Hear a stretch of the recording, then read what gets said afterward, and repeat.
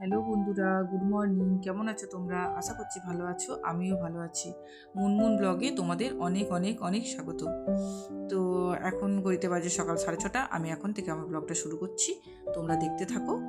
তো আমি সকালে ফ্রেশ হয়ে নিচ্ছি, আমার মেয়েকেও উঠিয়ে দিয়েছি কারণ আজ আমার মেয়ের এক্সাম আছে। তো আজ ওর ম্যাথ এক্সাম। সকালবেলা ও ফ্রেশ হয়ে নিচ্ছে, আমিও ফ্রেশ হয়ে নিচ্ছি। এরপর আমরা দেখি চাটা করবো।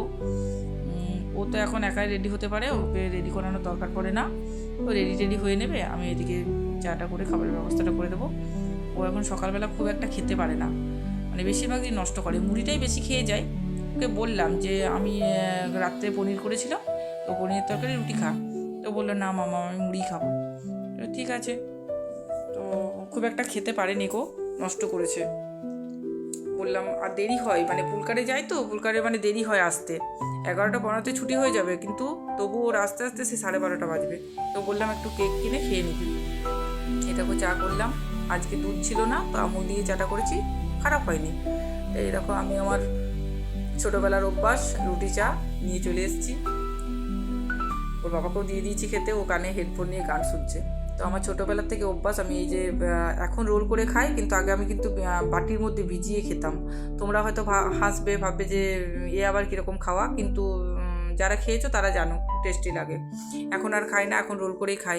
আর রুটিটা খুব একটা ভালো লাগে না, মানে আমার বেশি পছন্দ পরোটা লুচি এইগুলো। কিন্তু এখন আর আমি খুব একটা খাই না, কারণ গ্যাসের প্রবলেম হচ্ছে প্রচণ্ড। এগুলো খাওয়া তো খুব একটা ভালো না, না চায়ের সাথে তো খাওয়া একদমই ঠিক না, কিন্তু আমরা ছোটোবেলা থেকে খাই বলে আমাদের কিছু একটা হয়, কিছু হয় না আর কি। তো এরকম মেয়ে রেডি টেডি হয়ে গেছে, মাস্ক পরে যায়, খুব ধুলো তো। আর মানে শীতকালে প্রচণ্ড মানে ইয়ে হয় আর কি এই সময়টাতে। শীতকাল বলবো না, গরম পড়েই গেছে। তো এতে ওই জুতোটা পরছে, গাড়ি চলে এসছে। তাই ওকে বলছি একটু ভালো করে দিবি, ও আই কার্ডটা ভুলে গেছিলো, ওটা আনতে গেলাম। তো আমাকে ভিডিও করা দেখে একটু মুখটা কীরকম করে নিল ভিডিওটাতে।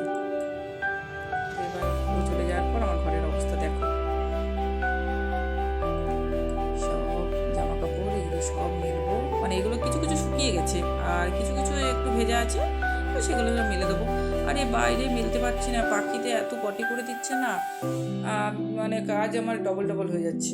একটা প্যান্ট মেয়ে দেখছি পটি করে রেখে দিয়েছে, তারপর আবার সেটাকে ধুলাম।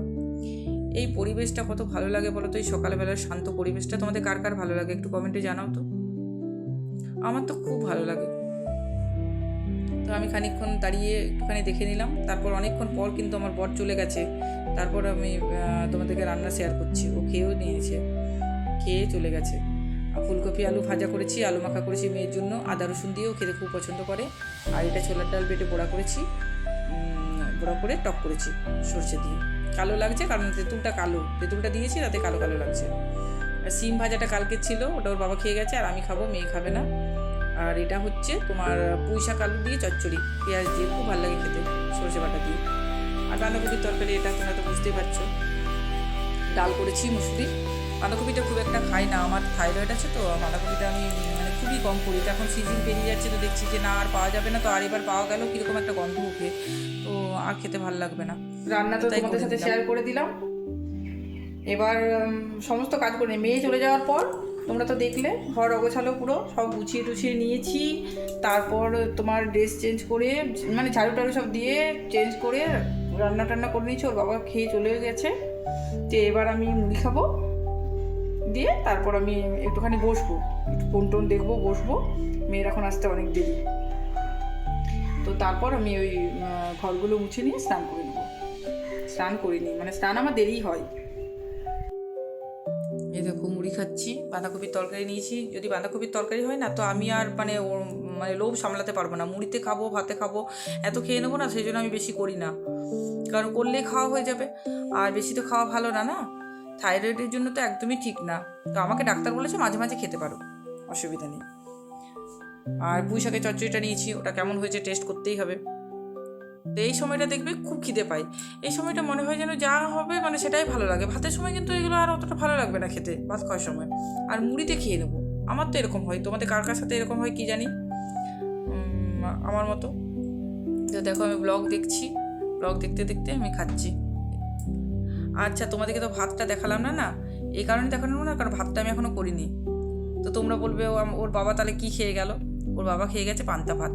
কারণ ও এই গরম পড়ছে, এই সময় থেকে পান্তা ভাতটা শুরু করে দেবে। ও মানে গরমে বলে কি যে গরম ভাতটা খেয়ে গেলে না অস্বস্তি হয়। সবজিগুলো আমি সব মানে গরম করব, কিন্তু ভাতটা ও পান্তা খেয়ে যাবে। আমরাও কোনো কোনো দিন খাই, সব দিন খাই না। আমি আর আমার মেয়ে গরম ভাত খাই, আমি একটু পরে চা পাবো। বাবা তো পান্তা ভাত খেয়ে চলে গেছে, তো আমি ভাত করে নেবো। এই ভাতটা আবার রাত্রে আমি জল দিয়ে দেবো, ওর বাবা খাবে ওটা। ওর বাবারও আমি ভাত করে রাখবো, রাতে ওর বাবা ভাত খায় না। তো পান্তা ভাতটা মানে ওটা খাওয়াও খুব হেলদি। তো আমি আর মানে একটু দেরি করে করব, মেয়ে আস্তে আস্তে তো এখন সেই 12:30, তারপরেও তো কেক টেক যদি খায় তাহলে তো দেরি হবে। ঠিক আছে বন্ধুরা, বাই, ভালো থেকো।